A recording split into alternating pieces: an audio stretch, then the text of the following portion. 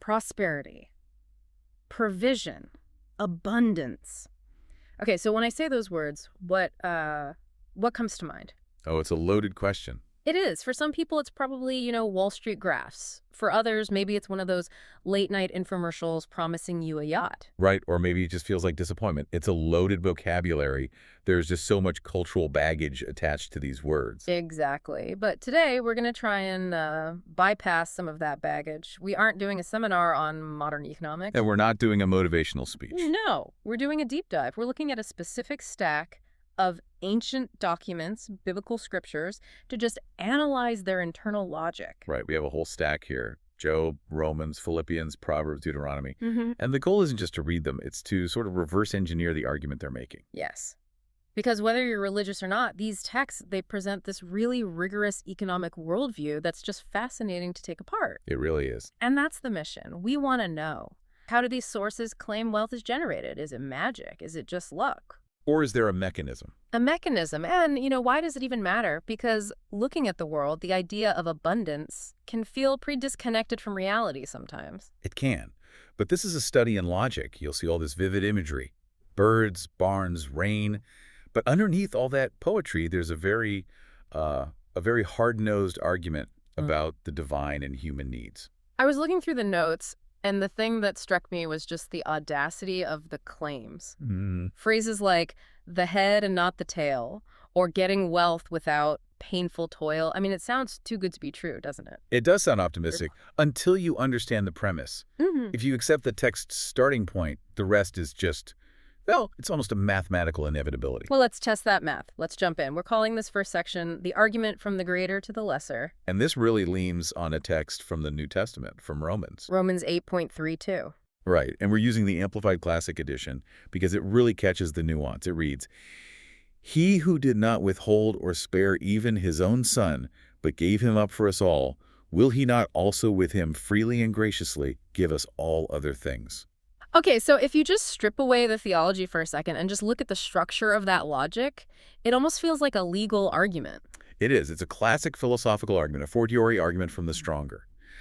The text is setting up a hierarchy of value. It's saying the provider God has already made the most expensive transaction possible. So it's like, okay, if I've already signed over the deed to my house to you, The most valuable asset you have. right, it would be completely irrational for me to then turn around and say, no, you can't borrow my stapler. That is exactly the logic. The stapler, or as the text says, all other things, is infinitely less valuable than the house. If the hard transaction is done, the easy one is basically guaranteed. It would be inconsistent. Completely. For the provider to pay the ultimate price and then be stingy on, the minor details like food or rent. Yeah. But I think this is where people get hung up, the how.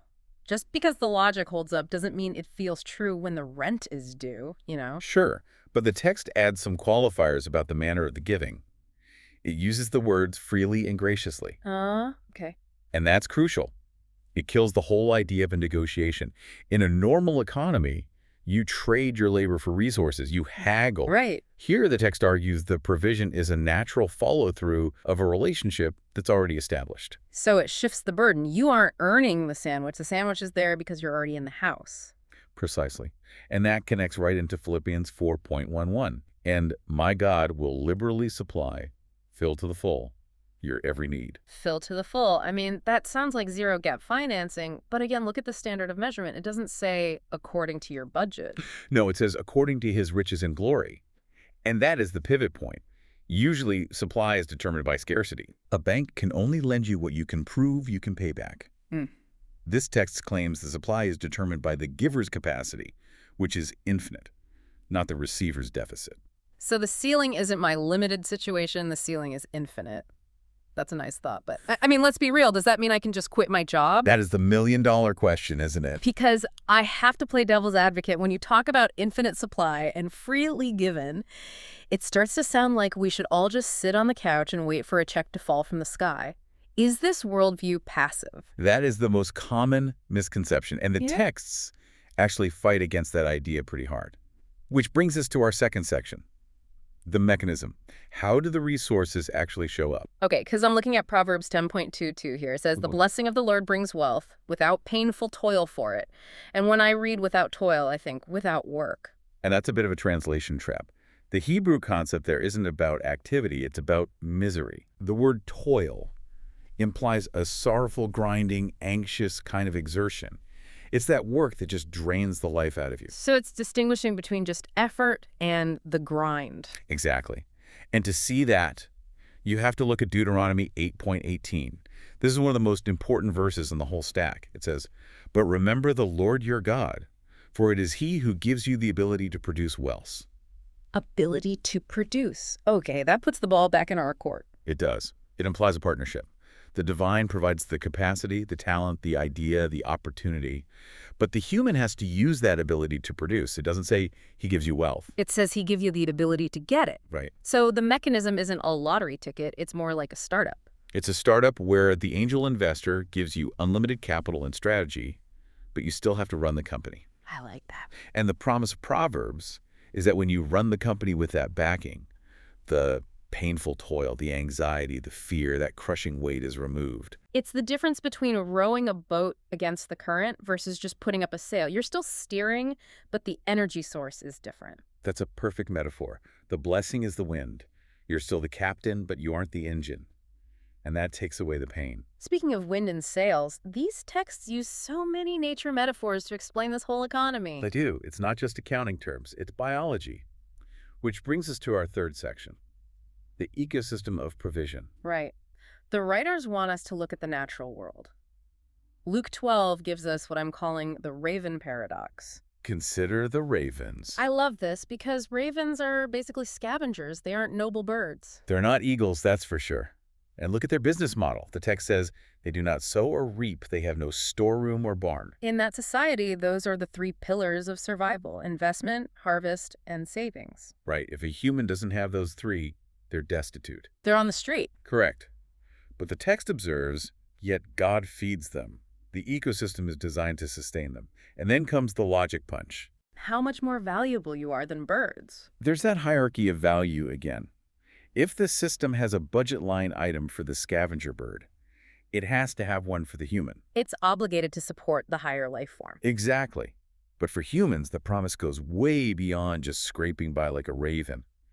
Deuteronomy 28 gives this beautiful panoramic view of abundance using the image of the treasury. It says, "The Lord shall open to you his good treasury, the heavens, to give the rain of your land in its season." Just pause on that. The treasury is the heavens. I mean, for any farmer, then or now, water is wealth. Oh, absolutely. If it doesn't rain, your entire portfolio goes to zero. It doesn't matter how hard you work. Literally.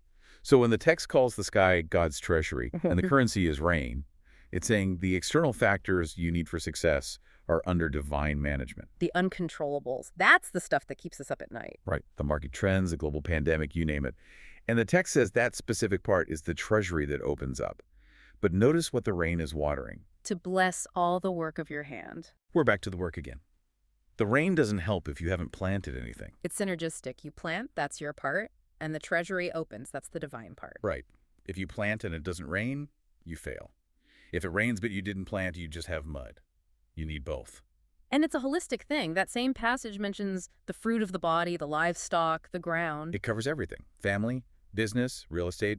It's implying this ecosystem covers your whole life, not just your checking account. And when you have that kind of holistic success, it has to change your standing in the world, your social status. Which brings us to section 4, position and status. It does. Deuteronomy 28 uses some really strong political language here, a radical shift in economic position. You shall lend to many nations, but you shall not borrow. I mean, that's a massive power dynamic shift, lending to nations. It moves you from dependence to dominance, or at least total independence. Yeah. In the ancient world and today, the borrower is servant to the lender. If you owe the bank owns your time. This text promises a complete reversal of that. And then there's the really famous phrase, "The Lord shall make you the head and not the tail, and you shall be above only, and you shall not be beneath." The head and not the tail. Think about the anatomy. The head decides where to go. It sees what's coming. And the tail just gets dragged along behind, reacting to every turn the head makes. Exactly. Being the tail is feeling like life is just happening to you. Being the head means you have agency. You have decision-making power. But, and this is so critical, we cannot skip the if. There's always an if. Always. Verse 13. If you heed the commandments of the Lord your God. This high status, this being the head, it's contingent. So it's not an unconditional gift. It's a conditional promise. It's based on alignment with the provider's rules. So you can't just claim the head status while behaving like the tail. Right. The authority comes from the obedience. It's an algorithm. Yeah. If input A, then you get output B. Okay, so we have the logic, the mechanism, the ecosystem, the status. But I still have this nagging question. Why? Why does this material promise so much abundance? Is the goal just to have the biggest house on the block? Because it just seems Shallow. And a bit selfish, frankly. And the texts would agree with you. If you stop at just getting stuff, you've missed the entire point of the system. This is section 5. It's about the purpose. Right. 2 Corinthians 9.8, it talks about having all grace and every favor. And look for the so that. In grammar, it's a purpose clause. You're given abundance so that what? So that you may always, and under all circumstances, be self-sufficient. That's step 1. Independence. You aren't a burden on the system. You possess enough to require no aid. That's dignity. Okay. But keep reading. Mm-hmm. And furnish an abundance for every good work and charitable donation. And there is. That's the aha moment. The purpose of the surplus is distribution. You become a conduit. The resources come to you so they can go through you. So in this framework, being rich isn't about status, it's about utility. You're a distribution center for charity. Exactly. If you hoard it, you break the flow. The system is designed to fund benevolence. The righteous are supposed to be the ones funding the hospitals, the safety nets. That makes sense. But there's another point in Proverbs that feels a little more intense. Ah, yes. Proverbs 13.22, the inheritance verse. It says, a good person leaves an inheritance for their children's children. Okay, standard generational wealth talk. But the second half. But a sinner's wealth is stored up for the righteous. I mean, that is a wild claim. It sounds like a heist movie. It's a radical view of economics. It suggests that wealth has a kind of moral gravity to it. The text claims that while the sinner is hustling and hoarding, they are, without knowing it, acting as a savings account for the righteous. It implies a transfer, that eventually the resources will migrate out of the hands of the selfish and into the hands of the benevolent. Because if the benevolent are the ones distributing it to every good work, that's where the resources should be for the system to function. It implies money has a destiny. So if it's currently with someone who isn't doing good, it's just in a holding pattern. That's the idea. That completely flips how you look at income inequality. Instead of getting angry, this text is saying, just wait, it's an escrow. It reframes patience, doesn't it? It adds a dimension of time and ultimate justice to the economy. It really does. Okay, final section. We've talked money, work, charity, justice. But what about the feeling of it all? Because you can be rich and totally miserable. Oh, absolutely. Full bank accounts and empty lives. The sources address this head on. They don't just promise currency, they promise a specific emotional quality to life. Like in Job 36.11. Exactly. It pairs two things that don't always go together. If they obey and serve him, they shall spend their days in prosperity and their years in pleasantness and joy. Prosperity and pleasantness, that's the combo you want. It is. The text argues that when prosperity comes from this specific source, the byproduct is joy. It's pleasant. It's not the kind of money that keeps you up at night. And Psalm 37 gives this really personal observation on it. I was young, and now I am old, yet I have never seen the righteous forsaken or their children begging bread. That's empirical evidence from the psalmist. He's looking back over a lifetime of data points and saying, this one pattern holds true. The righteous aren't abandoned. It's a safety net. It's more than a net. It's a shield. Psalm 84 calls the Lord a sun and shield. Sun and shield. I mean, think about the metaphor. The sun is the source of all life and growth. That's provision. And the shield is protection from disaster. Exactly. The text claims the provider is both the engine of your growth and your insurance policy. That's comprehensive coverage. And it says, no good thing will he withhold. There's that echo of no withholding again from Romans. It's a totally consistent theme. The reluctance is never on the side of the giver. The constraints are on the side of the receiver's alignment. So if we zoom out and look at this whole stack, what are we really looking at here? Well, what we're seeing is a comprehensive system. It's not just pray and get rich. It's a call to align your work, your character, your generosity with a very specific divine logic. And the pattern seems to be the divine provides the ability and the rain, the opportunity and resources. And the human provides the obedience and the work, the alignment and the effort. And the result isn't just a number in a bank account. I want to end on that image from Psalm 3.3, the lifter up of mine head. It's such a human moment in the text. I mean, think about it.